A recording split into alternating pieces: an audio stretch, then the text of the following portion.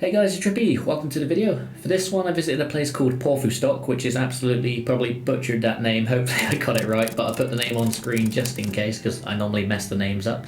But this beach has actually got a little bit of history to it, which is always interesting. So straight away you'll probably notice the massive concrete slab, or tower I should say. This basically used to be used for storing stones on the neighbouring quarries.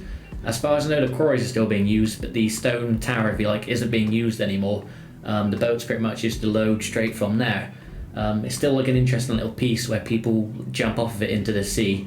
The sea itself, when the tide is out, I hear it's supposed to be nice and sandy, but when we were there, the tide was in and it's quite like rocky and pebbly, so it's not ideal for like sunbathers, I guess.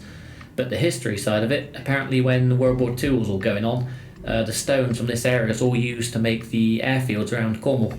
And in 1940 the Germans bombed it, but I think the bombing was successful, but no casualties.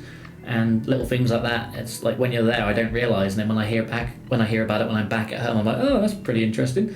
Just a little tidbit there for you.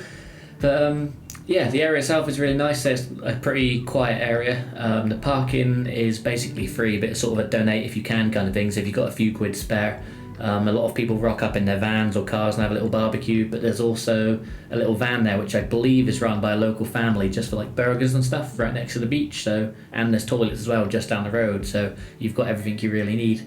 Footpaths, we only find one when we were there, and unfortunately it did end. This video is probably going to cut kind of short because as we're following the path along to get to the next beach, it kind of gets a bit treacherous. Maybe in the summer it'll be a bit better, but because it was quite slippery mud, if you tried to climb the hill, which is literally just mud, no path, and you slipped, there'd be nothing to sort of stop you just sliding right off the edge of the cliff. So maybe come back after it's been dry for a week or so.